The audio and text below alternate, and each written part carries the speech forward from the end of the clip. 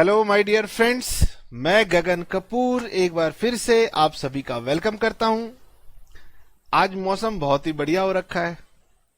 इंद्र भगवान को भी पता लग गया है कि हम आज एनपीओ में फंड बेस्ड अकाउंटिंग करवा रहे हैं। वो भी प्रसन्न हो गए हैं। क्यों प्रसन्न हो गए? वो कह रहे, कपूर साहब बच्चे आपको इतने समय से कह रहे थे कि पहले फंड बेस्ड अकाउंटिंग करवा दो, आप करवाते ही नहीं थे। वो भी नाराज हो रखे थे। जैसे ही उनको पता चला कि हाँ आज फंड बेस्ड अकाउंटिंग होगी, वो भी खुश हो गए। कह रहे इतना आसान टॉपिक यार पहले ही करवा देता।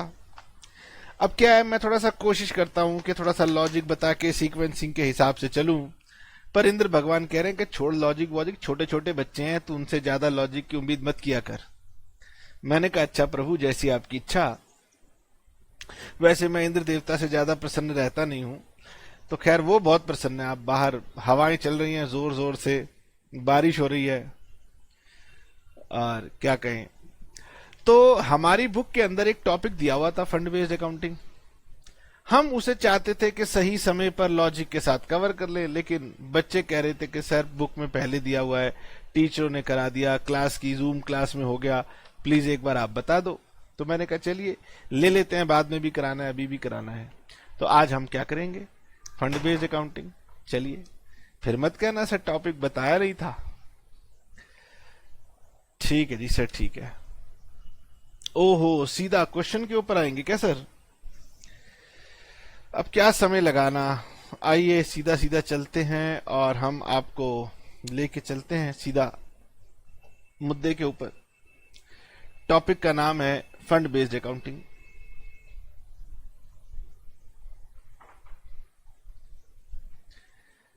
अगर इसकी ट्रीटमेंट सिखाऊंगा, अकाउंटिंग ट्रीटमेंट, तो ज्यादा समय नहीं लेने वाली। सिंपल सा ट्रीटमेंट होता है, लेकिन मुझे लॉजिक तो बताना पड़ेगा ना कि आखिर ये होता क्या है। अब कई बार ना पेरेंट्स लोग साथ में पढ़ रहे होते हैं, और हमारे ज्यादातर स्टूडेंट्स जो होते हैं ना, वो आगे चल के सीए सीएस कर रहे होते हैं, मतलब नॉलेजेबल बहुत लोग साथ बैठे होते हैं। तो पेरेंट्स फोन कर रहे होते हैं, कपूर साहब लॉजिक जरा बच्चों को बता दिया करो। तो मैं आपको पहले छोटा सा इसका एक लिंकेज कर देता हूं, और फिर हम उसको आगे आपको बताएंगे। देखिए, सपोज एक नॉन प्रॉफिट ऑर्गेनाइजेशन बनाई गई। किस लिए बनाई गई? मान लो स्पोर्ट्स क्लब के लिए या स्पोर्ट्स एक्टिविटीज के लिए बनाई गई। तो कुछ लोगों ने सोचा कि यार हमारे यहाँ बच्चे ना खेलते वेलते नहीं है। उन्होंने दंगल पिक्चर देख ली, कह रहे हमारे यहाँ कुछ गांव में बच्चों को स्पोर्ट्स में प्रोत्साहन करने के लिए कुछ है नहीं, क्या किया जाए। तो मान लीजिए गांव वाले लोग, उन्होंने मिल करके 2-4-5 एकड़ लैंड पूल करके एक ऑर्गेनाइजेशन बना दी, खेल भावना को समर्पित। ठीक है, तो लैंड मिल गई, और एनपीओ बनी है, तो एनपीओ बनी है तो फिर रजिस्टर्ड भी हो गई है, और इसमें कुछ ट्रस्टीज भी बन गए हैं। मतलब कुछ ना कुछ लोग ऐसे हैं जो इसकी मैनेजमेंट को संभाल रहे हैं। तो उन्होंने कहा कि चलिए काम करते हैं, यहां पर एक हम लोग ना क्रिकेट ग्राउंड बनाते हैं। ये क्रिकेट ग्राउंड है, छोटा नहीं है, काफी बड़ा है। तो ये क्रिकेट ग्राउंड बनाया, बच्चों को बुलाया कि चलो भाई तुम यहाँ खेलना शुरू करो, क्रिकेट खेलना शुरू करो। कुछ उन्होंने साथ में 1-2 ग्राउंड्स और बना दिए, मान लो फुटबॉल के लिए बना लिया, या जगह नहीं थी तो समझ लो उन्होंने बैडमिंटन के लिए कुछ बना दिया, वॉलीबॉल के लिए बना दिया, बास्केटबॉल के लिए बना दिया। इस तरह से उन्होंने बना दिया, शुरू भी हो गया काम। अब मैंने आपको हमेशा स्पोर्ट्स क्लब का एग्जाम्पल देते हुए समझाया है कि स्पोर्ट्स क्लब में हम लोग क्या करते हैं, हम लोग बनाते हैं मेंबर्स। हमने कहा जिसे भी हमारे स्पोर्ट्स क्लब की सुविधा चाहिए उन्हें बनना पड़ेगा मेंबर्स। मेंबर्स बन गए। मेंबर्स ने कहा कि भाई हम आपको ना पर एनम बेसिस पर कुछ सब्सक्रिप्शन भी दिया करेंगे, ताकि जो स्पोर्ट्स क्लब है वो चल पाए। तो सब्सक्रिप्शन भी मिलनी शुरू हो गई। अब क्या हुआ जी, अब मान लीजिए किसी व्यक्ति को लगता है कि यार ये स्पोर्ट्स की जो भी स्पोर्ट्स क्लब है ये तो बन गया, लेकिन इसके पास ना कुछ सुविधाओं की कमी है जो होनी चाहिए। जैसे हमारे यहाँ अक्सर पहलवान लोग कहते हैं यार हमारे पास कहाँ इतने पैसे हैं हम बढ़िया सी जिम बना पाए। तो वो कहते हैं कि यार फिजिक जो है ना खिलाड़ियों की बहुत अच्छी होनी चाहिए। अब मैं कुछ कहूंगा तो बच्चे नाराज हो सकते हैं ना, मेरी कोई भावना नहीं है किसी को हर्ट करने की। मतलब मैं 2-3 दिन पहले कुछ गूगल पर पढ़ रहा था कि किसी ने कह दिया रोहित शर्मा को फिटनेस के बारे में, तो उस पर बवाल हो रखा था।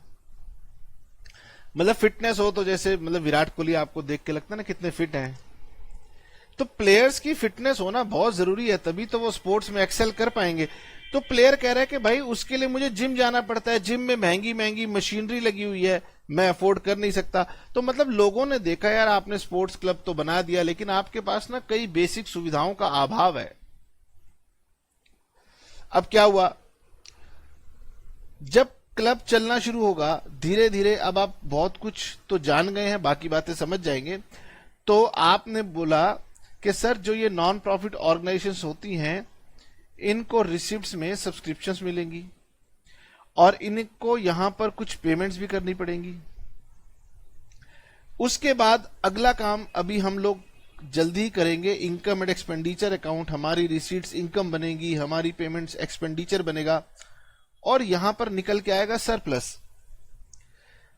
छोटा सा एग्जांपल ले लेते हैं, मान लेते हैं हमारे को सब्सक्रिप्शन रिसीव हुई 2 लाख रुपए की और एक्रूअल कंसेप्ट लगाकर जब मैंने इनकम निकाली तो वो बन गई 2,25,000 रुपए की। सर हमने यहां पेमेंट की 1,80,000 रुपए की, एक्रूअल कंसेप्ट लगाने से वो बन गई 1,90,000 की। तो आगे चल के मैं आपको बताऊंगा इनकम में से हम अपने खर्चे जब माइनस करेंगे तो हमारा बच जाएगा सरप्लस। तो हमारा सरप्लस बच गया सर 35,000। इसका मतलब स्पोर्ट्स क्लब ने अच्छा काम किया, उनके पास 35,000 सरप्लस बच गया। लेकिन क्या होगा इस 35,000 से, कुछ होगा थोड़ी ना। क्या इससे इंफ्रास्ट्रक्चर बन जाएगा? नहीं। तो फिर सर क्या किया जाए? अब क्या किया, क्लब ने घर घर जाकर के लोगों से कहा कि आपको ना हमारे स्पोर्ट्स क्लब के लिए ना डोनेशन देनी पड़ेगी। वो कह रहे क्या मतलब हफ्ता मांग रहे हो? कह रहे नहीं, हम तो रिक्वेस्ट कर रहे हैं, पोलाइटली कह रहे हैं कि सर आप देंगे, कल को गांव वाले बच्चों का भला होगा, ये होगा वो होगा। तो ठीक है, कुछ लोगों ने डोनेशन देनी शुरू कर दी। अब समझिए क्लब के पास एक्स्ट्रा मनी आ रहा है जिसको हम बोलते हैं डोनेशन। तो कई साल डोनेशन मिलती रही मिलती रही मिलती रही। ऑब्वियसली ये जो स्पोर्ट्स क्लब था ये और बेटर होता रहा, बेटर होता रहा, बेटर होता रहा। तो उन्होंने देखा, उन्होंने कहा कि भाई ये क्या बात है, इतनी डोनेशन इतने सालों से मिल रही है फिर भी ये स्पोर्ट्स क्लब में अभी तक कुछ बेसिक चीजों का अभाव है, ये क्यों है? तो उन्होंने देखा कि भाई डोनेशन देने से बात नहीं बन रही, अभी भी अभाव चल रहा है। इसका मतलब थोड़ी ना और पैसे दिए जाएं और पैसे दिए जाएं। अब आप इकोनॉमिक्स पढ़ते हैं, इकोनॉमिक्स में आप सभी को पता है कि हमारी वांट्स जो हैं वो अनलिमिटेड है, हमारे रिसोर्सेज जो हैं लिमिटेड हैं। हमें कोशिश करनी होती है कि जो भी हमारे पास रिसोर्स हैं उनका हम बेस्ट यूटिलाइजेशन कर सकें। तो डोनेशन आने के साथ साथ ऑर्गेनाइजेशन के पास पैसे आ रहे थे, फंड्स आ रहे थे, लेकिन वो फंड्स कहां पर यूज हो रहे थे ये कह पाना बड़ा मुश्किल है, क्योंकि ट्रस्टीज या उसकी मैनेजमेंट फैसला कर रही थी कि भाई क्या करना है। अब उन्हें लगा कि भाई हम यहां पर एक फुटबॉल का ग्राउंड बनाएंगे, तो उन्होंने फुटबॉल का ग्राउंड बना दिया। उनको लगा कि हम यहां पर एक योगा का सेंटर खोलेंगे, तो उन्होंने योगा का सेंटर बना दिया। उन्हें लगा यहां पर पूल बनना चाहिए, तो उन्होंने यहां पर स्विमिंग पूल बना दिया। अब वो पैसा तो इन्वेस्ट कर रहे हैं, लेकिन जो दूसरे लोग चाहते थे कि क्लब के अंदर बिल्डिंग बन जाए, क्लब के अंदर जो है जिम बन जाए, उनका वो पर्पस पूरा नहीं हो पा रहा था। ठीक है, तो क्या हुआ, इसके लिए उन्होंने क्या किया, उन्होंने कहा यार कुछ ऐसा काम किया जाए जिससे जो है ना हम जो काम चाहते हैं वो पूरा हो जाए। तो क्या किया, अगली बार उन्होंने गांव गांव जाके लोगों को बोलना शुरू किया कि भाई साहब ऐसा है, देखो जब आप डोनेशन दोगे ना तो डोनेशन के साथ साथ ये बता देना कि ये डोनेशन आप जिम को बनाने के लिए दे रहे हो। अच्छा, उससे क्या होगा, डोनेशन तो सर पहले भी आ रही थी, लेकिन पहले की डोनेशन के ऊपर सिर्फ डोनेशन शब्द से लिखे हुए आ रही थी, उससे कोई स्पेसिफिक पर्पस नहीं दिया गया था। अब हमने पर्पस दे दिया, डोनेशन फॉर जिम। अच्छा, सिमिलरली कोई एक बड़ा रिच व्यक्ति आता है, इनॉग्रेशन पर आता है, उसने देखा यार ये स्पोर्ट्स क्लब के पास ना बिल्डिंग अच्छी नहीं है, तो उसने कहा मैं आपको देता हूं डोनेशन फॉर बिल्डिंग।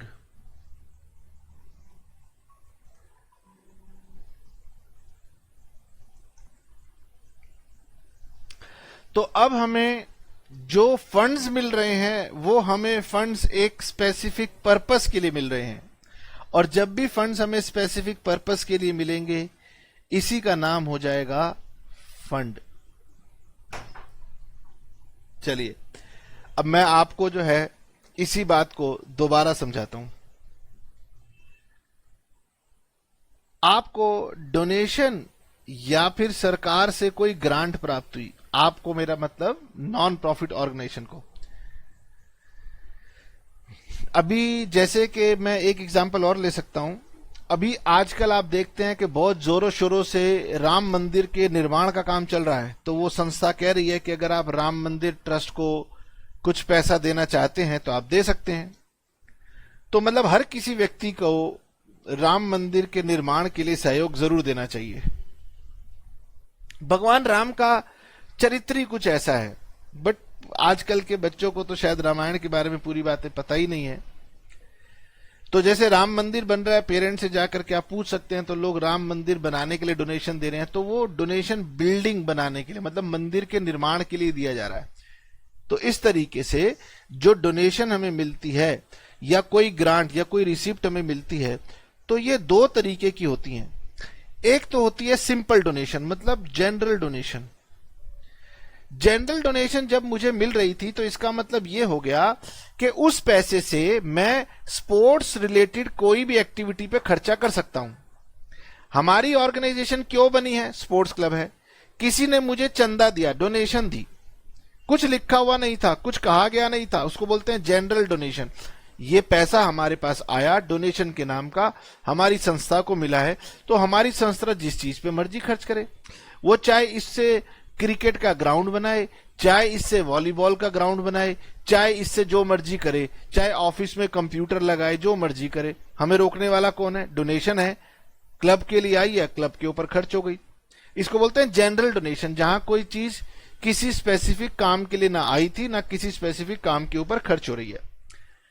लेकिन जब डोनेशन का पैसा मिले, ग्रांट का पैसा मिले, रिसिप्ट का पैसा मिले किसी स्पेसिफिक पर्पस के लिए, तो हम उसको बोलते हैं स्पेसिफिक डोनेशन। तो एक हो गई जनरल डोनेशन और दूसरी हो गई हमारी स्पेसिफिक डोनेशन। एग्जाम्पल के तौर पे मैंने अभी भी आपको बताया कि डोनेशन मिल रही है बिल्डिंग बनाने के लिए, डोनेशन मिल रही है किसी स्कूल को, किसी कॉलेज को लाइब्रेरी बनाने के लिए, डोनेशन मिल रही है किसी स्कूल को कंप्यूटर लैब बनाने के लिए। मतलब कोई व्यक्ति आया गांव में, देखा यार गांव में एक स्कूल चलता है लेकिन बच्चों को कंप्यूटर की सुविधा नहीं मिल पा रही, गवर्नमेंट आई तो गवर्नमेंट ने कहा कि हम यहां पर आपको कंप्यूटर लैब बनाने के लिए डोनेशन दे देते हैं, ग्रांट दे देते हैं। तो अगर आपको कोई स्पेसिफिक डोनेशन मिलती है, स्पेसिफिक डोनेशन का मतलब क्या है कि जो डोनेशन आपको मिली है वो मिली है स्पेसिफिक पर्पस के लिए, तो उसे हम बोलते हैं स्पेसिफिक डोनेशन। और यही specific donation non profit organisation के लिए फंड बन जाती है, और फंड का मतलब है कि ये पैसा अब उस स्पेसिफिक काम के लिए ही खर्च होगा, किसी और काम के लिए खर्च नहीं होगा। ठीक है, तो हम स्पेसिफिक डोनेशन की बात करेंगे, और ये स्पेसिफिक डोनेशन या ये स्पेसिफिक फंड जो हमें मिला है, हम इसकी अकाउंटिंग करना चाहते हैं, तो हम ये जरूर जानना चाहेंगे कि ये आपको फॉर एन इवेंट मिला था, इवेंट मतलब किसी एक्सपेंस को खर्चा करने के लिए मिला था, या फिर किसी एसेट को बनाने के लिए मिला था। इन दो बातों पर हमारी अकाउंटिंग बेसिकली डिपेंड करेगी। ओके, चलिए इतना समझ लेने के बाद अब मैं आपको एक एक करके प्रैक्टिकलिटी की तरफ लेके जाता हूं, पॉइंट बताता हूं सिंपली वन बाय वन। पहला ये है सर हमारा रिसिप्ट्स एंड पेमेंट अकाउंट, और हमें मिली डोनेशन। डोनेशन कितनी मिली सर? 1 लाख रुपए की डोनेशन मिली।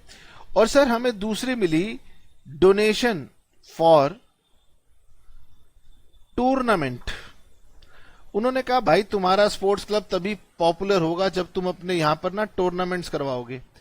तो मैंने दो एग्जाम्पल लिखे, आगे चल के जब आप रिसिप्ट एंड पेमेंट अकाउंट से इनकम एक्सपेंडिचर अकाउंट बनाएंगे तो आपको मिलेगा डोनेशन, और एक मिलेगा डोनेशन स्पेसिफिक पर्पस का। आप बनाएंगे इनकम एंड एक्सपेंडिचर अकाउंट। तो जब आप इनकम एंड एक्सपेंडिचर अकाउंट बनाएंगे तो रिसिप्ट हमारी बन जाएंगी पेमेंट। तो ये जो डोनेशन आपको मिलेगी ये मैं यहां पर इनकम में दिखा दूंगा। लेकिन जो मुझे मिलेगी स्पेसिफिक डोनेशन, इसका महत्व अलग हो गया है, अब इसकी इंपॉर्टेंस अलग हो गई है, इसको एक अलग दर्जा मिल गया है। क्या दर्जा मिल गया सर? क्योंकि ये आपको मिला है एक स्पेसिफिक काम करने के लिए, इसीलिए आपको क्या करना पड़ेगा, आपको इसको अब लेके जाना पड़ेगा बैलेंस शीट में।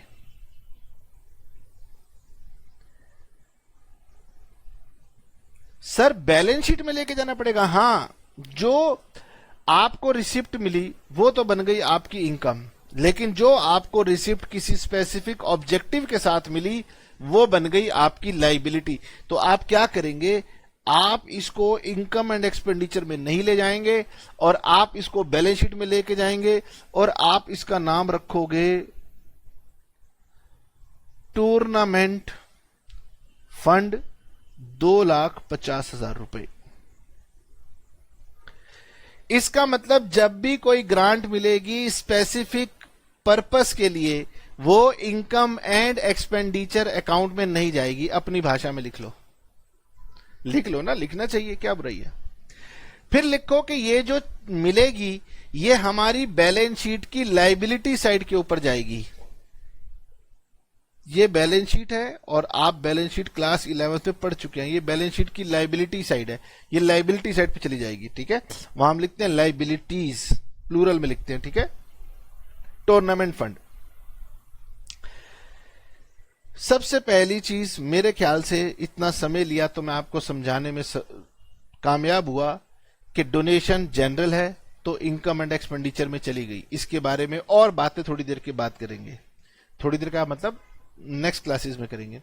लेकिन अगर डोनेशन किसी स्पेसिफिक पर्पस के मिली हो, जैसे के लिए donation for building, donation for library, donation for computer lab, etcetera etcetera etcetera, donation for tournament, donation for prize, इस तरीके से जो भी आपको स्पेसिफिक डोनेशन मिलेगी वो बन जाएगी फंड, और जो भी चीज फंड बन जाएगी वो आपकी बैलेंस शीट में बन जाएगी लाइबिलिटी। ठीक है, नाउ अब इसके बारे में लिखते हैं हम। सर पहले हम इसके बारे में एक क्वेश्चन कर लेते हैं, फिर लिख लेंगे, इससे हमारा टाइम कम लगेगा और बात जल्दी हो जाएगी। मैंने कहा ठीक है, okay.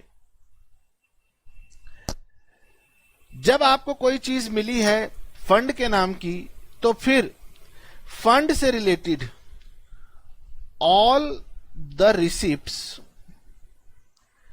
And all the payments for the purpose of fund are to be adjusted in the fund only। अब ये बात ना आपको समझानी पड़ेगी मुझे, कुछ प्रैक्टिकल सवाल करके कुछ क्वेश्चंस आपको करवाऊंगा, तब ये बात आपको समझ में आएगी। ठीक है, और अगर आप बाद में चाहेंगे कि सर इसके लिए नोट मेकिंग करवा दो तो नोट मेकिंग हम आपको करवा देंगे।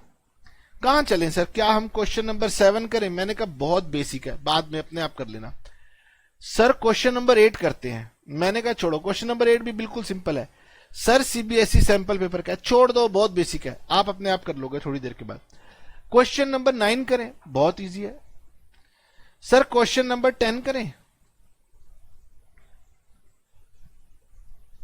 वैसे तो मैं क्वेश्चन नंबर 11 करना चाहता था आपके साथ में, तो क्वेश्चन नंबर, चलिए क्वेश्चन नंबर 10 से कर लेते हैं, कोई बात नहीं।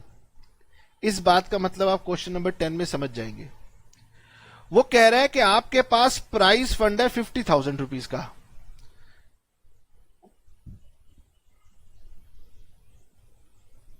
ऑब्वियस सी बात है कि जब ये फंड है तो इसका मतलब ये बैलेंस शीट में जाएगा और इसका नाम हो जाएगा प्राइस फंड। 50,000। सर क्या क्वेश्चन में हमसे कहा गया कि आप बैलेंस शीट बनाओ? नहीं बेटे नहीं, हमसे नहीं कहा गया, लेकिन फिर भी आप मेरी बात समझिए। ये प्राइस फंड था 50,000, हमने यहां दिखा दिया। फिर कह रहा है प्राइज अवॉर्डेड। अब बताओ, हमारे पास प्राइस के नाम का फंड है और हमने प्राइज बांटे, तो जब हम प्राइज बांटेंगे तो इसी पैसे से तो मांगे बांटेंगे, और किससे बांटेंगे? हाँ सर ये बात तो आपकी ठीक है कि प्राइस तो हम इसी से ही बांटेंगे। तो फिर हम क्या करेंगे? हम इसमें से लेस कर देंगे प्राइज अवॉर्डेड। तो हमने प्राइज कितने अवॉर्ड किए? 12,000, वो यहां चले जाएंगे और 38,000 मेरी बैलेंस शीट में आ जाएगा। सर ये मैच एक्सपेंसेस 15,000, तो मैच और प्राइस में ना डिफरेंस होगा। इस चैप्टर में जो आप करेंगे दोनों को मिलाना मत, कहीं आपको लगे कि सर मैच की वजह से ही तो प्राइस दिए जाते हैं, नहीं, दोनों अलग है। क्यों आपने मैच का एक्सपेंस किया और मैच के लिए कोई फंड नहीं है, तो हम यहां पर दिखा देंगे टू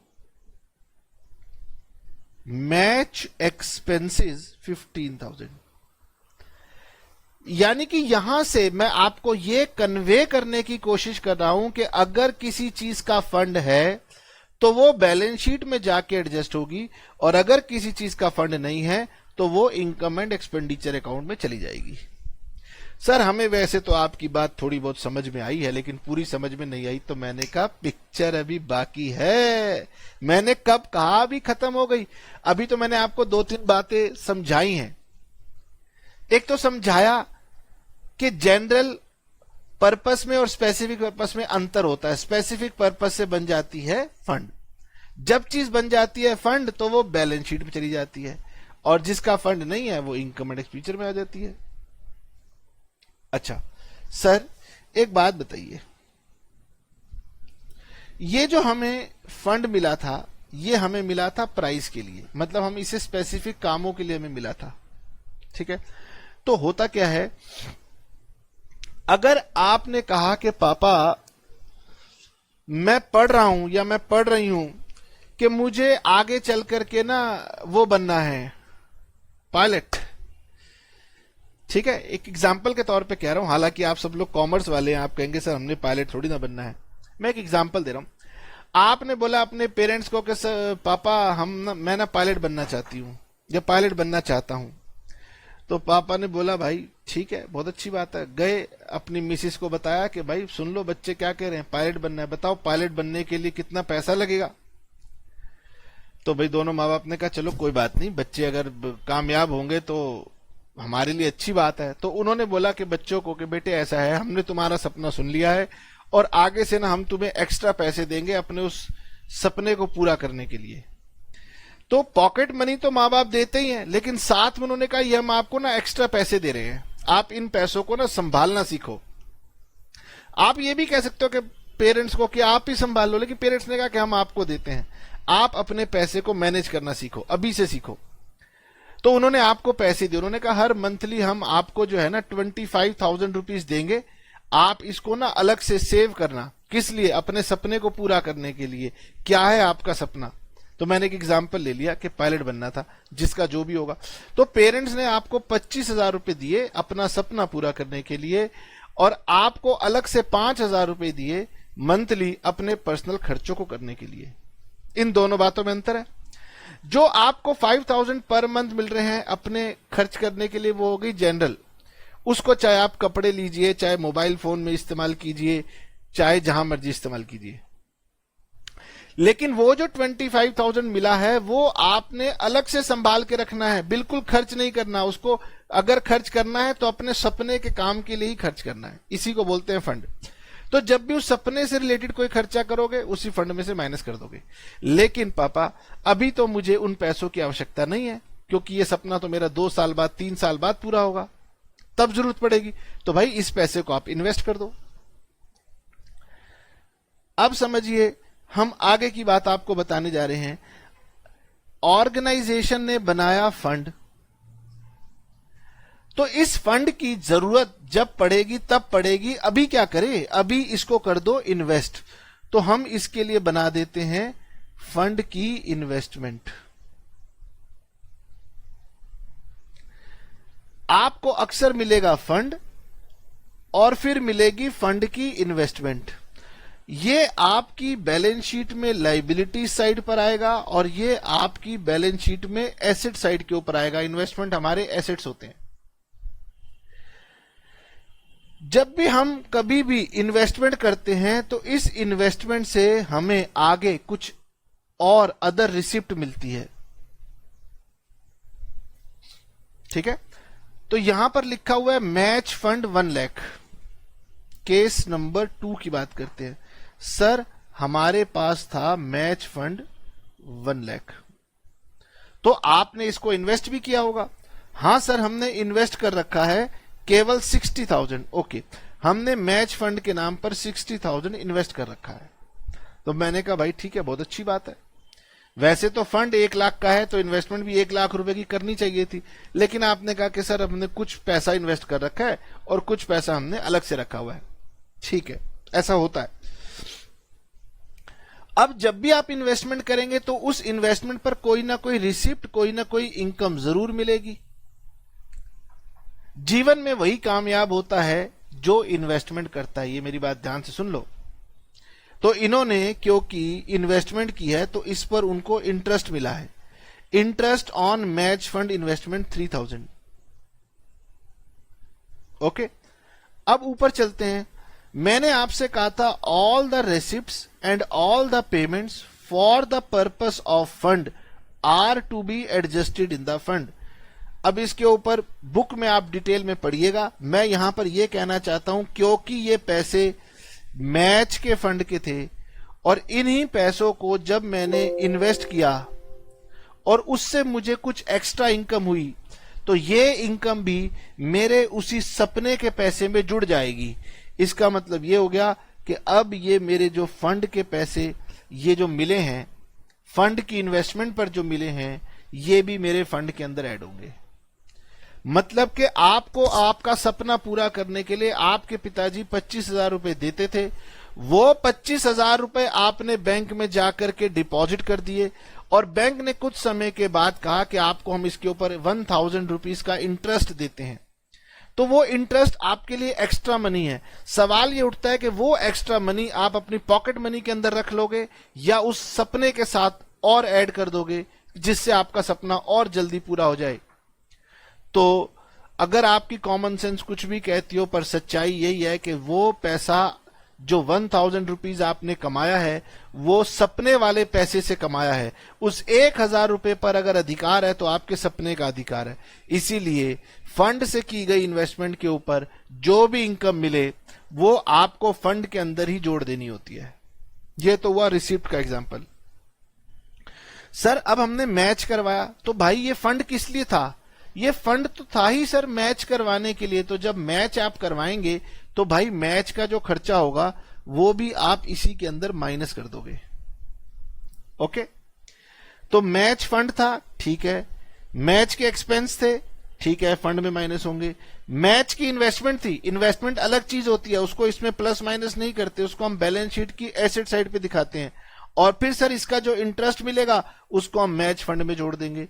फिर नीचे लिखा हुआ है सर प्राइज अवॉर्डेड। मैंने पिछला एग्जांपल कराते हुए बता दिया था कि प्राइज और मैच ये दोनों अलग अलग हैं।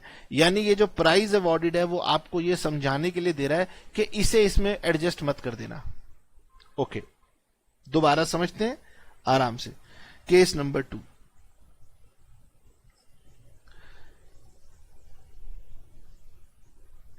एक तो हमारा बनेगा इनकम एंड एक्सपेंडिचर अकाउंट और दूसरी हमारे को बनानी है balance sheet. Sir balance sheet अभी आपने डिटेल में हमें बताई नहीं। अरे बता देंगे भाई, कोई दिक्कत की बात नहीं, पहले छोटी छोटी बातें तो पूरी कर लें। सर लिखो मैच फंड। भाई इतनी बात तो हम समझ गए हैं कि जो मैच फंड होता है वो हमारा बैलेंस शीट की लायबिलिटी साइड पर आता है। ये हमारी लायबिलिटी साइड के ऊपर आता है। सर उसके बाद लिखा हुआ है मैच एक्सपेंसेस, तो भाई मैच के एक्सपेंसेस आप यहीं से माइनस कर दोगे। सर क्यों? जब इस पे एक्सपेंस लिखा है तो क्या इसे इनकम एंड एक्सपेंडिचर में नहीं जाना चाहिए? मैंने कहा जाना चाहिए, लेकिन जब फंड है तो नहीं जाएगा। यही तो फंड बेस्ड अकाउंटिंग है कि जब आपके पास फंड होगा तो फंड से जुड़ी हुई इनकम और फंड से जुड़ा हुआ एक्सपेंस और फंड से जुड़ी हुई रिसीट्स आपको फंड में ही प्लस माइनस करनी है, तो एक्सपेंस माइनस हो जाता है, तो हमने एक्सपेंस को माइनस कर दिया। अगला है इन्वेस्टमेंट ऑफ मैच फंड। तो सर इन्वेस्टमेंट क्या है? इन्वेस्टमेंट अलग है, इन्वेस्टमेंट को यहां पर दिखाओ। Match fund investment 60,000। दोबारा रिपीट करता हूं, मैच से जुड़ा हुआ एक्सपेंस या फंड से जुड़ा हुआ कोई भी एक्सपेंस, फंड से जुड़ी हुई कोई भी इनकम और फंड से जुड़ी हुई कोई भी रिसीट, वो सब फंड में एडजस्ट होंगी। मैंने इसमें इन्वेस्टमेंट का नाम तो नहीं लिया क्योंकि इन्वेस्टमेंट का नेचर अलग होता है, वो अलग जगह पड़ी रहेगी। सर उसके बाद लिखा था interest on match fund investment plus interest on match fund investment, ये इसमें प्लस हो जाएगी। तो सर 1 लाख माइनस 35,000, ये हो गया 65 प्लस 3 68,000। और प्राइस दरअसल एक अलग आइटम होती है, इसीलिए प्राइस को आप यहां पे अलग से लिखोगे, टू प्राइस अवॉर्डेड, ये हमारे एक्सपेंडिचर में चला जाएगा 19,000। ओके,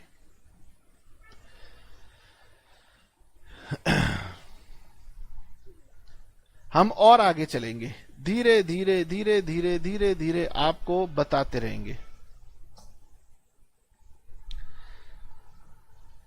फंड, क्या ये फंड किसी खर्चे को करने के लिए या किसी इवेंट को करने के लिए था, या ये फंड किसी एसेट के लिए था?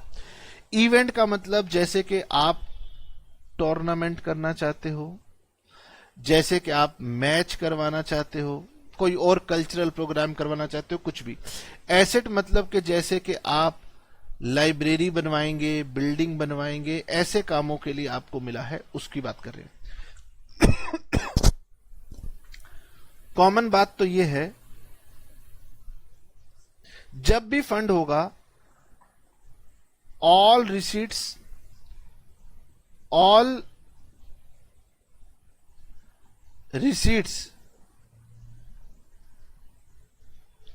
ऑब्लिक इनकम फ्रॉम इन्वेस्टमेंट्स, या ऐसे नहीं लिखते हम, ऐसे लिखते हैं, कॉमन के बारे में हम ऐसे लिखते हैं, number 1 fund are shown on the liabilities side of balance sheet. हां सर, ये वाली बात आपने बता दी। दूसरा, fund investments are shown on the assets side of balance sheet, यानी फंड की इन्वेस्टमेंट को अलग रखना है, बैलेंस शीट की एसेट साइड पे रखना है, फंड को बैलेंस शीट की लायबिलिटी साइड पे रखना है। ठीक है sir. Now income from fund investment is added with fund balance. ये मैंने आपको एग्जाम्पल दिया था कि अगर 25,000 आपके पेरेंट्स ने आपको दिए अपना सपना पूरा करने के लिए, और आपने वो पैसे जाके बैंक में डिपॉजिट कर दिए और फिर बैंक ने उस पर 1,000 का इंटरेस्ट दिया, तो इसे बोलते हैं इनकम फ्रॉम इन्वेस्टमेंट। और वो इन्वेस्टमेंट क्योंकि फंड के पैसों से की गई है, इसलिए उस पर जो भी इनकम जनरेट हो रही है, अब आप उसे इनकम एंड एक्सपेंडिचर में नहीं लेके जाएंगे, नहीं लेके जाएंगे, नहीं लेके जाएंगे, नहीं लेके जाएंगे, नहीं लेके जाएंगे, नहीं लेके जाएंगे, नहीं लेके जाएंगे, नहीं लेके जाएंगे। कितनी बार कहूं, आप यही तो गलती करने वाले हो। आपने कहा sir income and expenditure account में इनकम जाती है, मैंने कहा भाई ये फंड का पैसा था, फंड से की गई इन्वेस्टमेंट थी, तो वो जो इनकम जनरेट कर रही है उस पर फंड का अधिकार है, उसको फंड के अंदर डाल दो। ठीक है sir, number 4, all expenses and all receipts related to fund are adjusted in the fund balance. ठीक है, अब ऑब्वियस सी बात है कि एक्सपेंसेस की वजह से फंड का बैलेंस माइनस हो जाएगा और रिसिप्ट की वजह से फंड का बैलेंस प्लस हो जाएगा. अब देखो मैं बार बार कह रहा हूं, एक्सपेंस की वजह से फंड का बैलेंस माइनस होगा, रिसिप्ट की वजह से फंड का बैलेंस प्लस होगा. इन्वेस्टमेंट का बैलेंस प्लस माइनस मत कर देना. हाँ सर ये बातें हमने समझ ली. मैंने कहा कैसे मान लूं समझ ली. अगर आपने ये बातें समझ ली हैं तो आइए फिर हम आगे क्वेश्चन बढ़ाते हैं. कुछ स्पेस मैंने छोड़ दिया क्योंकि अभी मैंने इसमें 1-2 पॉइंट और ऐड करने हैं. तो चलिए मैं स्पेस छोड़ के आगे चल गया क्वेश्चन नंबर 11 के ऊपर. How the following items for the year ended will be presented in the financial statement of ISCO Club? पता नहीं एस्को क्लब क्या है. Sir tournament fund. ओहो, tournament fund investment, very good. जितने पैसे फंड में उतनी इन्वेस्टमेंट, वेरी वेरी गुड. इसको कहते हैं सही accounting. Income from tournament fund investment. ओहो, इस फंड की इन्वेस्टमेंट पर आपको 18,000 रुपीज का इनकम मिल गया है. ओके.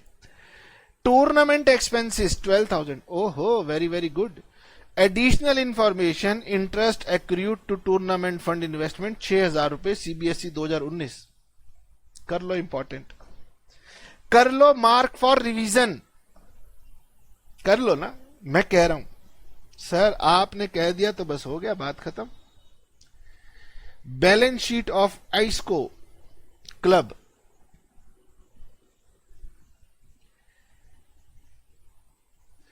एक बात ना अभी तक आप लोगों ने पढ़ी नहीं है, लेकिन मैं आपको बता दूं. नॉर्मल बिजनेस में ना होती है कैपिटल, लेकिन नॉन प्रॉफिट ऑर्गेनाइजेशंस के अंदर होता है कैपिटल फंड. ये हो गया लाइबिलिटीज, अमाउंट, एसेट्स और अमाउंट. यहां पर एक होता है कैपिटल फंड, या फिर हम इसको ना कई बार कैपिटल फंड की जगह जनरल फंड का नाम भी देते हैं. हर एक ऑर्गेनाइजेशन के पास कैपिटल फंड या जनरल फंड होता है. तो हम जो फंड की बात कर रहे हैं ये कैपिटल फंड या जनरल फंड नहीं है, कोई और फंड है, उसकी बात कर रहे हैं. ठीक है, तो आगे चल के आप कहीं कहो कि सर ये भी तो फंड था, तो ये फंड एक्सेप्शन है, इसको अलग कर लो. इसको छोड़ के कोई और फंड आपको मिला? हाँ सर मिला ना, टूर्नामेंट फंड मिला. Very very good. तो आप यहां लिखेंगे टूर्नामेंट फंड. कितना अमाउंट? 150. वैसे तो अकाउंटिंग होनी चाहिए कि जितना फंड का बैलेंस है उतना ही यहां पे इन्वेस्टमेंट का बैलेंस होना चाहिए, लेकिन इस बात पे झगड़ा मत करना, वो जितना दे आप लिख लेना. Tournament fund investment. Tournament fund investment कितनी? 1,50,000. Income from tournament fund investment 18,000. अब आपने यहां पर कंसेप्ट मेरे साथ साथ समझना है. मैंने लिखा है कि जब भी आपको इनकम मिलेगी फंड की इन्वेस्टमेंट से तो उसे फंड में जोड़ देना. अगर नहीं जोड़ा तो यह आपकी गलती है. तो हम लिखेंगे यहां पर income from tournament fund investment 18,000.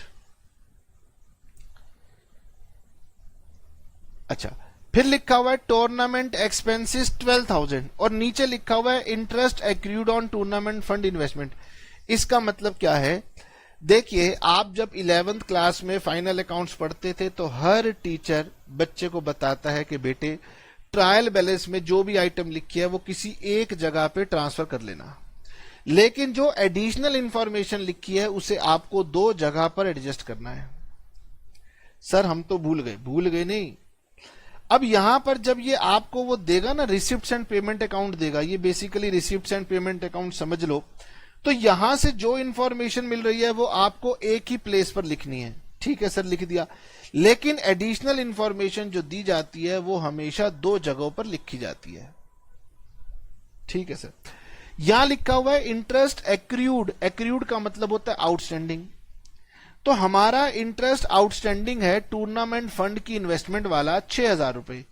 तो हम क्या करेंगे, क्योंकि ये एंड की डेट है तो ये आउटस्टैंडिंग एट द एंड होगा, और आपने सब्सक्रिप्शन में, इन एक्सपेंसेस में, इनकम में सब जगह पड़ा है कि आउटस्टैंडिंग एट द एंड को हम लोग प्लस करते हैं।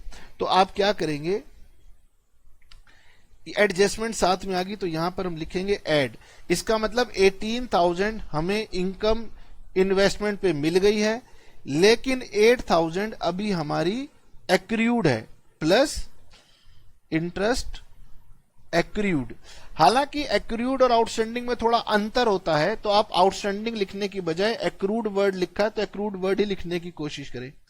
आप यहां लिखेंगे 6,000, क्योंकि ये एडिशनल इंफॉर्मेशन है इसलिए ये दो जगह जाएगी। ठीक है, अब सवाल ये उठता है कि सर दूसरी जगह कहां जाएगी। तो देखो, जब कोई इनकम आउटस्टैंडिंग हो तो वो क्या बन जाती है, एसेट्स। जब कोई एक्सपेंस आउटस्टैंडिंग हो तो वो क्या बन जाती है, लाइबिलिटी।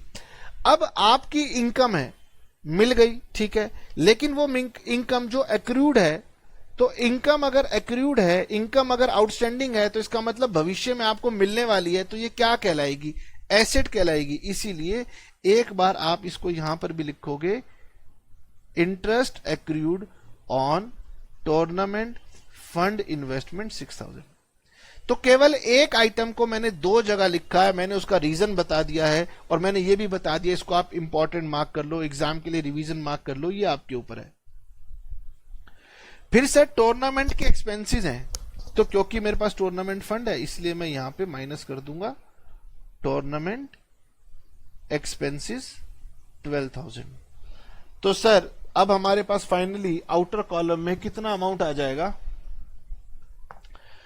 तो ये आपके पास 1,62,000 आ जाएगा, ये आ जाएगा आपके पास 1,62,000। अब हालांकि ये बैलेंस शीट है, लेकिन ये कंप्लीट बैलेंस शीट नहीं है, इसलिए इसके टोटल को करने की आपको कोई जरूरत नहीं है। सर क्या खत्म हो गया, बेटे अभी मैंने आपको यह बताया था कि फंड अगर किसी एक्सपेंस या इवेंट के लिए हो तो ऐसे होता है, लेकिन अगर वो किसी एसेट के लिए हो तो फिर इसमें एक स्टेप और ऐड हो जाएगा, वो मैं बाद में करवाने वाला हूं, आज ही करवाऊंगा लेकिन थोड़ी देर के बाद में करवाने वाला हूं, ठीक है। हाँ सर, क्वेश्चन नंबर 11 हमने कर लिया। सर अब क्वेश्चन नंबर 12 हम करेंगे। मैंने कहा नहीं बेटे नहीं, अभी रुको, अभी ना आप नया नया खेलना शुरू किया है, इसीलिए बहुत ज्यादा अगर आप आगे चले जाएंगे तो आपको दिक्कत होगी।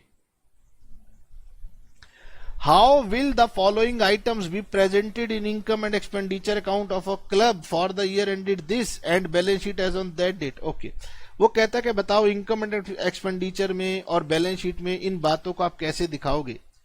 टूर्नामेंट फंड का ओपनिंग बैलेंस था 3 लाख। ओके, 10% टूर्नामेंट फंड की इन्वेस्टमेंट थी 3 लाख, यानी एक साल पहले मेरे पास टूर्नामेंट के नाम का फंड था, टूर्नामेंट फंड के नाम की इन्वेस्टमेंट थी।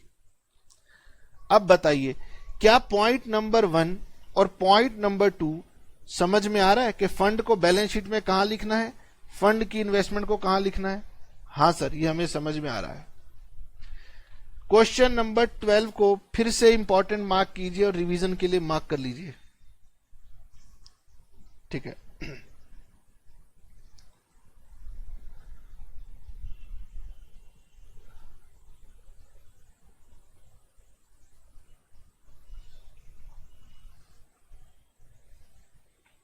हमारे जो कंसेप्ट बिल्टअप होंगे ना, वो हमारे कंसेप्ट धीरे धीरे बिल्टअप होंगे, इसलिए आप लोगों ने ना कुछ भी करने में जल्दबाजी नहीं दिखानी। अगर आप जल्दबाजी दिखाएंगे तो फिर आप क्या करेंगे, गलतियां करेंगे। तो आप यहां लिखेंगे, पहले तो यहां लिखेंगे बैलेंस शीट, और फिर यहां पर लिखेंगे लाइबिलिटीज, रुपीज, एसेट्स और रुपीज, ठीक है। अब मैं बार बार नहीं बताऊंगा, आगे चल के क्वेश्चन में अगर कैपिटल फंड दिया हो तो वो थोड़ी अलग बात है। अब हम यहां पर बात कर रहे हैं टूर्नामेंट फंड की। टूर्नामेंट फंड ये आपके पास था 3 लाख, और यहां पर लिखा हुआ है 10% टूर्नामेंट फंड इन्वेस्टमेंट। क्वेश्चन में एग्जाम में पूरा पूरा लिख के आना, शॉर्टकट अलाउड नहीं है। मुझे समझाना भी होता है, इसलिए मैं कभी कभी ये सब बातें कर देता हूं, लेकिन आपने बात को समझना है।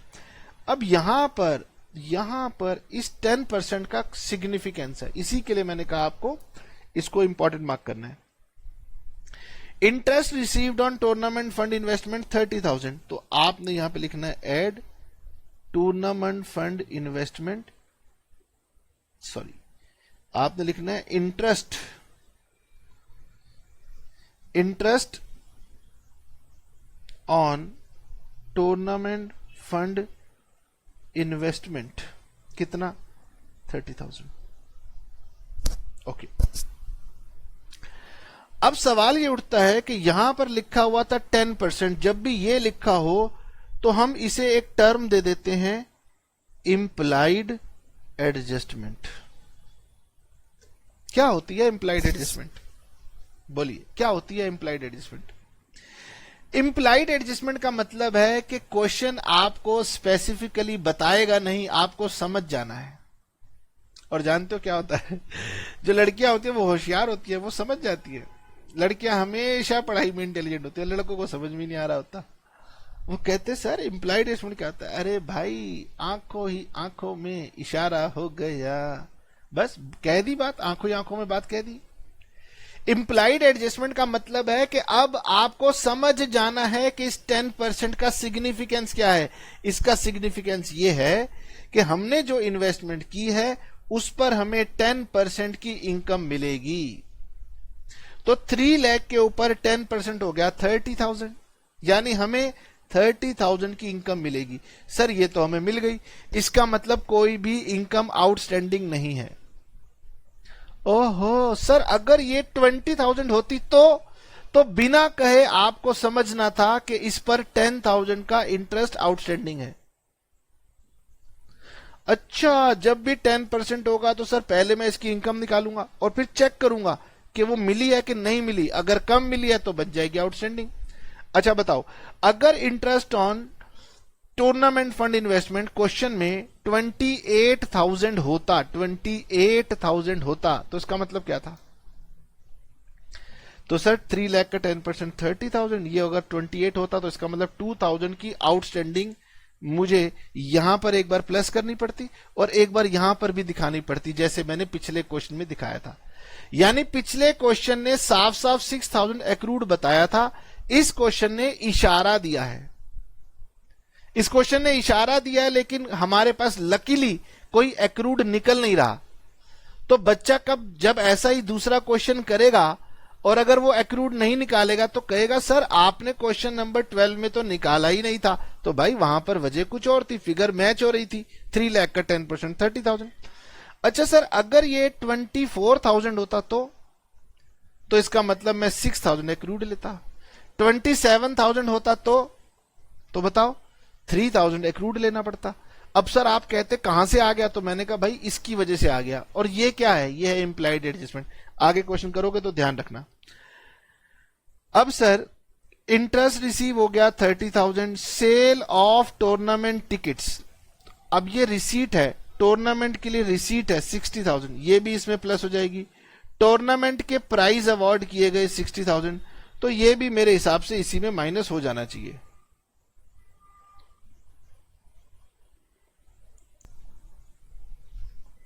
तो यहां पर अब हम क्या करेंगे, हम इसमें कर देंगे प्लस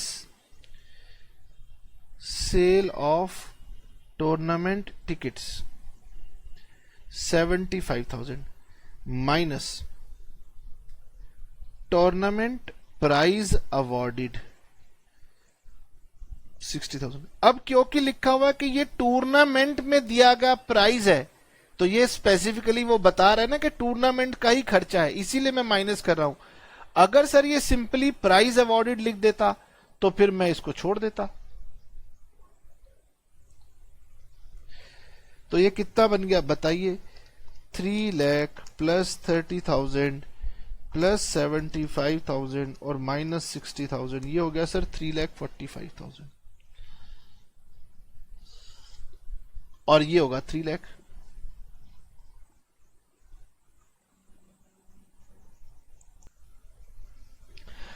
अब क्वेश्चन तो हमारे पास सर बहुत सारे हैं, तो अब हम चलते हैं, आपको ये वाला कंसेप्ट बताते हैं कि अगर आपको जो फंड मिला हो वो किसी एसेट्स को बनाने के लिए मिला हो तो इससे क्या फर्क पड़ जाता है। इसके लिए कहां चले हम, क्वेश्चन नंबर 12 हमने करवा दिया है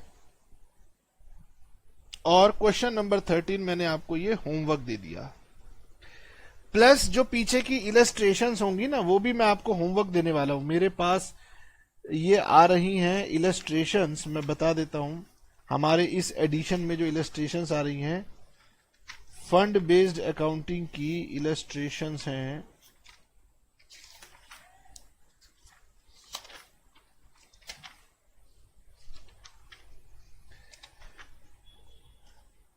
इलस्ट्रेशन नंबर है 5, 6, 7। इसके साथ साथ इलस्ट्रेशन 5 to 7 मेरे 2021 एडिशन के अंदर ये फंड बेस्ड अकाउंटिंग के अंदर आ रही हैं, तो आप देख लेना अगर आपके पास नया पुराना एडिशन हो तो क्वेश्चन नंबर 13 हमने आपको होमवर्क में दे दिया है। क्वेश्चन नंबर 14 ये भी हम आपको होमवर्क में देने वाले हैं। आइए जी, question number 15। Now question number 15 में अब हम एसेट्स रिलेटेड फंड्स में क्या फर्क पड़ता है ये आपको बताएंगे। एक छोटी सी बात आपके साथ करनी है, कुछ नहीं। Now show how are following items dealt with while preparing final accounts. Okay, expenditure on construction of pavilion 6 lakh, construction work in progress has not yet completed, capital fund is 20 lakh.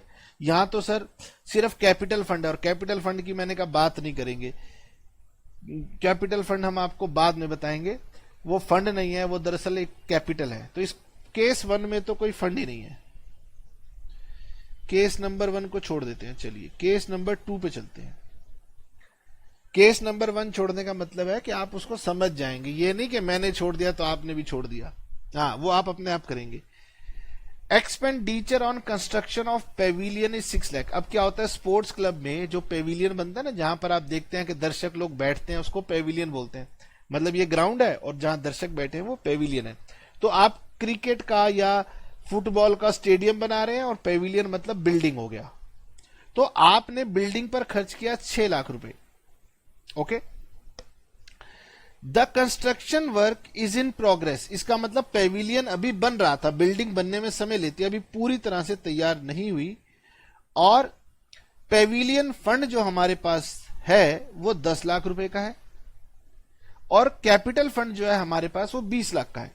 आइए जी, balance sheet.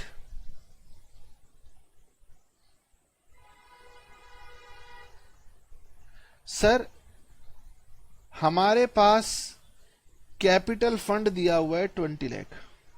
Okay, capital fund is just like your capital, तो इसलिए इसके बारे में बहुत ज्यादा सोचने की जरूरत नहीं है। उसके बाद सर हमें दिया हुआ है expenditure on construction of Pavilion is 6 lakh. ठीक है, construction work is still in progress, इसका मतलब अभी वो आपकी बनी नहीं है बिल्डिंग, वो बन रही है।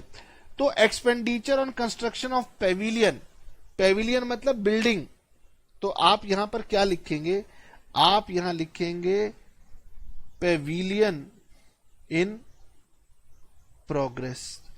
इसका मतलब जब भी हम कोई एसेट पे खर्चा करते हैं तो खर्चे और एसेट में अंतर होता है, वो हमारी बैलेंस शीट की एसेट साइड पर आ जाता है। एसेट जो होता है वो बैलेंस शीट की एसेट साइड पर आ जाता है।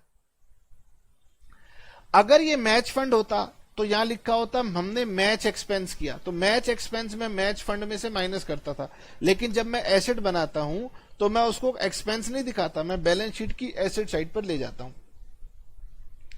नाउ पेविलियन फंड मेरे पास था 10 लाख का, पेविलियन फंड ये मेरे पास था 10 लाख का। क्या मुझे कोई और पेविलियन फंड के नाम का इंटरेस्ट मिला हो, कोई डोनेशन मिली हो? अभी नहीं मिली, आगे मिलेगी तो इसमें प्लस कर दूंगा। सवाल ये उठता है कि जब मैंने इसमें से पैसा पेविलियन फंड के लिए, पैसा जब मैंने पेविलियन बनाने में खर्च किया, ये लिख रहा है एक्सपेंडिचर ऑन पेविलियन, एसेट के केस में हम यहां पर माइनस नहीं करते। क्यों नहीं करते? क्योंकि ये यहां पर इधर शो हो जाता है।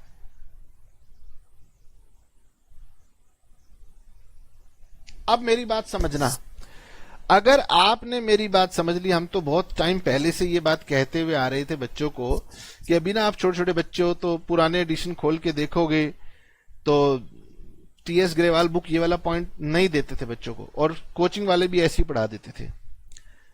पर अब आप समझिए मेरे साथ, क्योंकि अब हम लॉजिकल आपको बताने वाले हैं। मेरे पास, मैं एक ऑर्गेनाइजेशन हूं, समाज सेवी संस्था हूं, मेरे पर समाज की जिम्मेदारी है। समाज के लोग मेरे से पूछ सकते हैं कि भाई तुम्हारे पास पेविलियन फंड के 10 लाख रुपए थे? हाँ, मैंने कहा बिल्कुल थे। आपने उस 10 लाख रुपए में से 6 लाख रुपए का पेविलियन बनवा दिया, यानी वो खर्च हो गए। हाँ, अब अकाउंटिंग कहती है कि भैया पेविलियन होता है बिल्डिंग, और बिल्डिंग को हम एसेट साइड पे अलग से दिखाते हैं। तो मेरे 6 लाख रुपए जो कि मैंने खर्च कर दिए वो मैंने एसेट साइड पे दिखा दिए, तो यहां पर पेविलियन फंड तो हमेशा 10 लाख रुपए ही शो होता रहेगा। यानी कल को आने वाले लोग मेरी गिरेबान पकड़ के बोलेंगे भाई पेविलियन फंड कहां है, मैं कहूंगा भाई पेविलियन फंड तो खर्च हो चुका है। अब वो खर्च हो चुका है तो पेविलियन फंड को माइनस करना चाहिए, मुझे माइनस करना चाहिए पेविलियन फंड को 6 लाख रुपीस से। मगर अकाउंटिंग तो ये कहती है कि भैया जब भी हम एसेट खरीदते हैं हम फंड में से माइनस नहीं करते, उसको ऑपोजिट साइड पे दिखा देते हैं। तो मैंने कहा भाई फंड का बैलेंस कम करो, वरना लोग मुझसे पूछेंगे कहां है ये 10 लाख रुपए, मैं तो इन्हें उन पर्पस पे खर्च कर चुका हूं। तो जब हम एसेट बनाएंगे तो हमें क्या करना है, यहां से यहां एक ट्रांसफर करना है।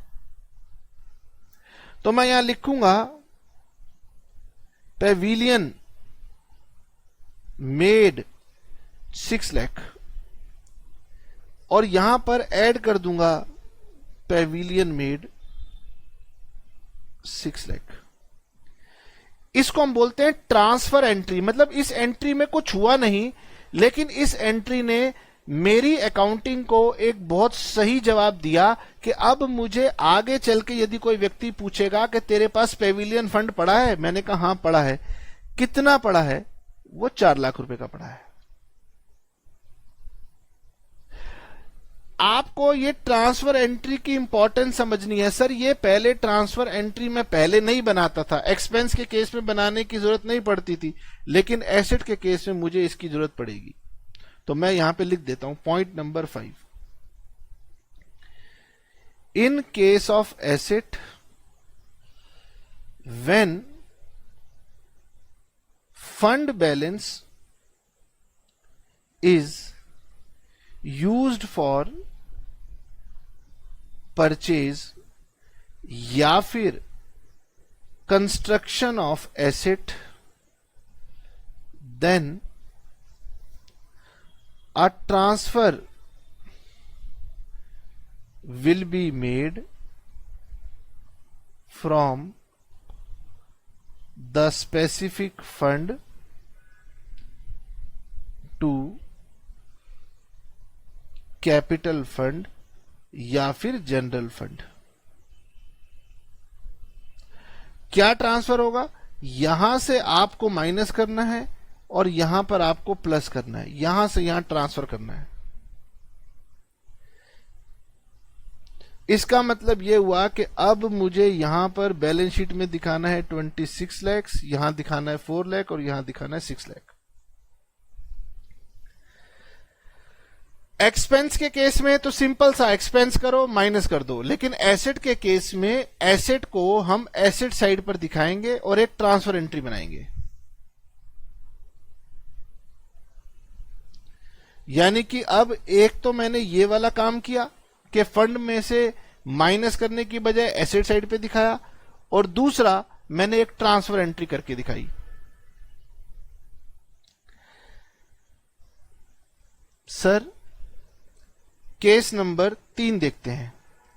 Expenditure on construction of Pavilion is 6 lakh, construction work in progress, not yet completed, cap Pavilion fund था 10 लाख, कैपिटल फंड था 20 lakh, donation receipt for Pavilion जो हमें मिली वो हमें मिली 5 लाख। ओहो, तो इसमें कौन सी बात है, एक नई बात आ गई बस।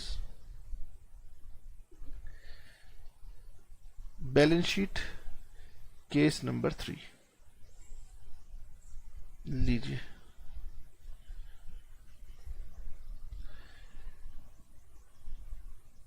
कैपिटल फंड था हमारे पास 10 लाख, नहीं कैपिटल फंड था 20 लाख, सॉरी, कैपिटल फंड था हमारे पास 20 लाख और पेविलियन फंड था हमारे पास 10 लाख।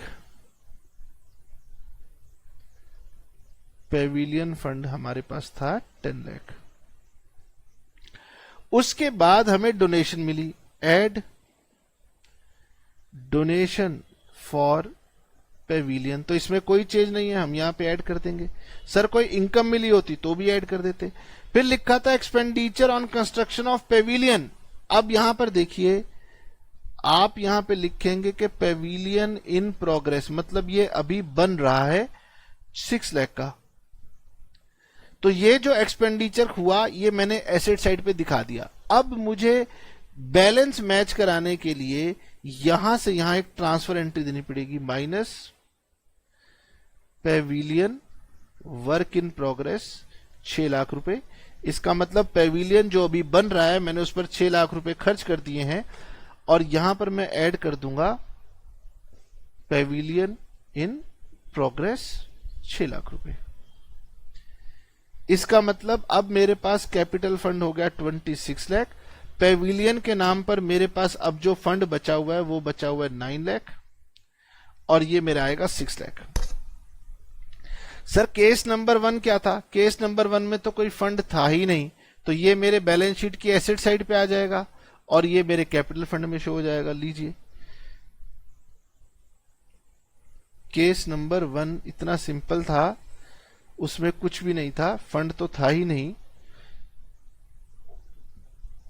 इसीलिए जब केस नंबर 1 की बैलेंस शीट आप बनाएंगे तो सिंपली यहां लिखेंगे कैपिटल फंड 20 लाख और यहां पर लिखेंगे Pavilion work in progress 6 lakh, क्योंकि वहां पर कोई हमारे पास फंड नहीं था। ठीक है, इसलिए कोई फंड नहीं दिखाया, कोई फंड की ट्रांसफर एंट्री नहीं दिखाई, कुछ नहीं दिखाया। तो ये सब आपके पास जो मैंने लिखवा दिया है, ये सब बाकी इलस्ट्रेशंस आपके पास होमवर्क है, इसको प्रैक्टिस कीजिएगा बिना घबराए हुए। और मैं ये आपको बता देना चाहता हूं कि जितना भी अभी तक आपने पढ़ा है वो आगे आने वाली क्लासेस में यूज होगा। ठीक है, इसके दो मतलब है। इसका मतलब ये कि अगर आप पुराना रिवाइज नहीं कर रहे हैं तो आपको आगे प्रॉब्लम होगी, और दूसरा ये कि अगर आप पढ़ चुके हैं और आपके मन में कुछ सवाल है, कुछ प्रॉब्लम आ रही है, तो घबराओ मत, फोन मत लगाओ गगन सर को कि सर ये पॉइंट समझ नहीं आ रहा। वो आगे आगे और क्लियर होता चला जाएगा। अब बस आपने समझ लीजिए यहां से रिवीजन करने शुरू कर देनी है। ठीक है, तो चलिए बिना घबराए हुए चलेंगे। जितना हमने आपको होमवर्क दिया वो करेंगे। जल्दी मैं आपका टेस्ट भी लूंगा और टेस्ट से आपकी परफॉर्मेंस सुधरेगी और फिर अब हम चैप्टर को एक तरीके से कंप्लीशन की स्टेज पर चल पड़ेंगे। Tata, bye bye, see you.